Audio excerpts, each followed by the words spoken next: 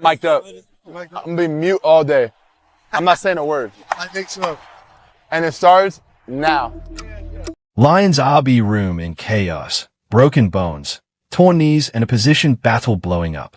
Detroit Lions fans, brace yourselves, because the running back room in Allen Park right now looks less like an NFL position group and more like a MASH unit. A broken foot, a bulky knee, a center competition that just took a dramatic turn overnight. If you have been trying to keep up with every twist coming out of training camp this week, I don't blame you for losing track, because this stuff is moving fast, and it genuinely matters heading into the regular season.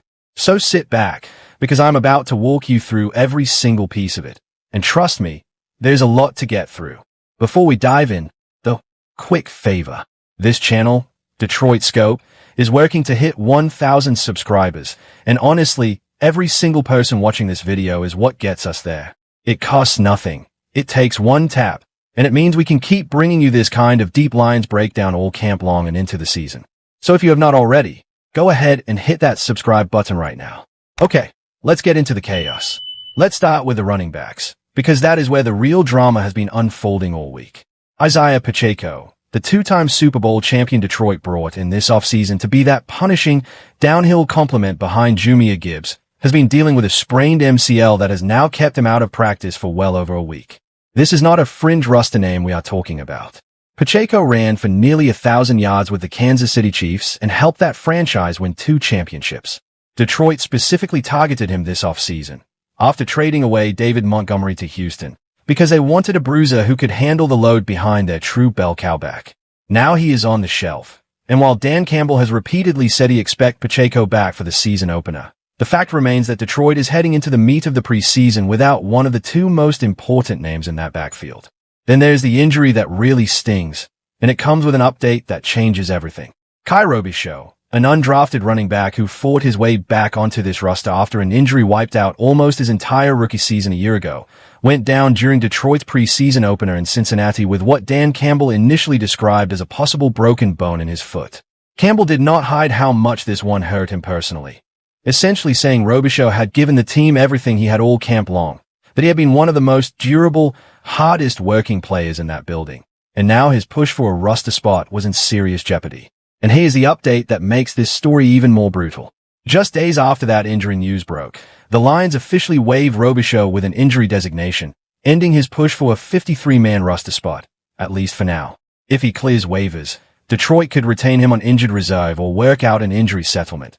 But for a kid who was fighting so hard just to get back on an NFL field after losing his first shot to injury, this is about as tough of a break as it gets. And the running back room does not stop there. Jacob Sailors, who has genuinely looked like one of the more exciting young playmakers on this roster, catching passes out of the backfield and flashing real juice in that preseason opener against Cincinnati, also picked up a minor ankle issue during that same game. The good news is that it is not expected to be a long-term situation, but when you stack it all together, Pacheco is out, Robichaux is gone, and Sailors is banged up. That is a running back room that has taken about as many hits as any position group on this roster right now. Now here's where I have to pause and ask for your support again, because it really does make a difference. If breakdowns like this, the kind that go beyond just the box score and actually dig into what is happening on this roster, are something you value, please subscribe to Detroit Scope. We are working to hit 1,000 subscribers, and getting there means we can keep doing exactly this kind of coverage all camp long and into the regular season. So if you have not already, tap that subscribe button right now. Okay, back to the Lions, because there is a silver lining buried in all of this bad news. This team does not just fold when the injuries stack up.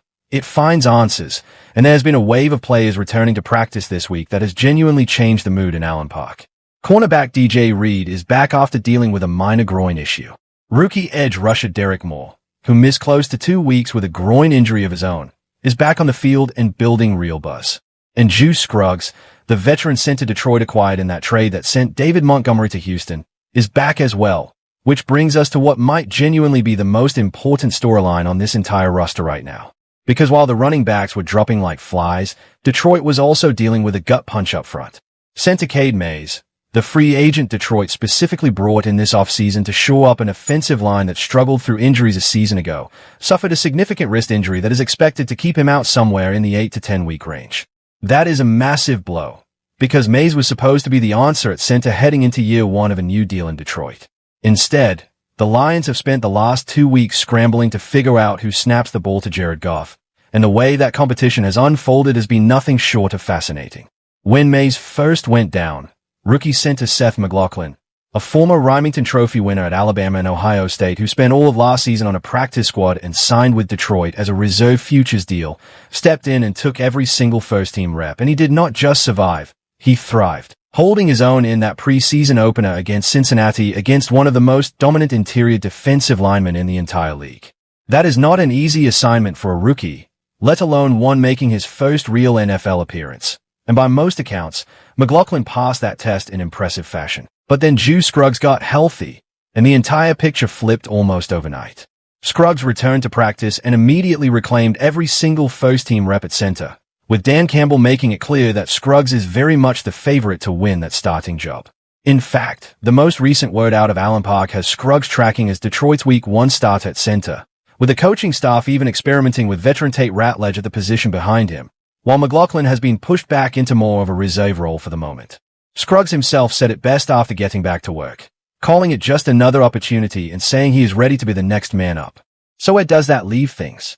Scruggs brings legitimate NFL starting experience and a track record that makes a coaching staff comfortable trusting him in year one of a brand new offensive system.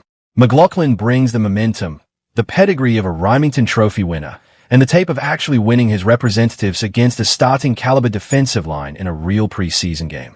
Dan Campbell has said over and over that Detroit is simply trying to find its best five up front, and that means this battle is far from finished, even with Scruggs currently holding the edge.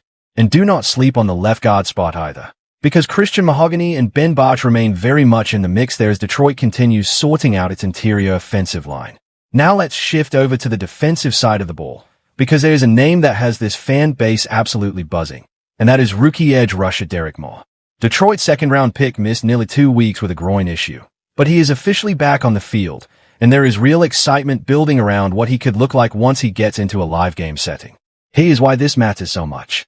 Ahmed Hassanein, the Lions' other young pass rusher, already went out against Cincinnati starters and by every account was excellent, generating consistent pressure against a real, live, first-string NFL offense.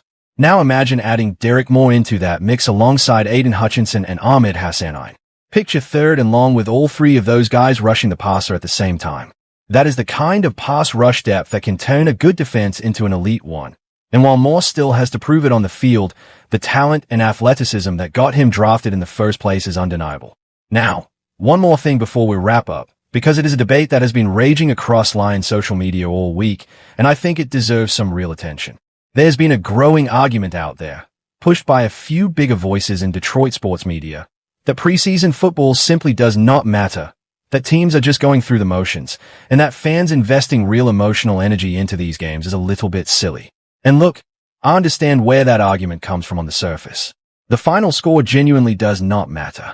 Nobody remembers or cares that the Lions lost their preseason opener to Cincinnati by a couple of points. But here's where that argument falls apart for me, and I think for most serious football fans. The development matters, even if the score does not. When a player like Ahmed Hassanein goes out there and dominates against real competition, that tells this coaching staff and this fan base something real about what he can become. When Seth McLaughlin holds his own against one of the best defensive tackles in the league, that is not garbage time film.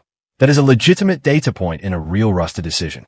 When a division rival's rookie quarterback gets absolutely leveled on a blown block in a different preseason game this same week, that is a brutal reminder of exactly why fans get nervous anytime a starting quarterback like Jared Goff takes the field in a game that ultimately means nothing in the standings.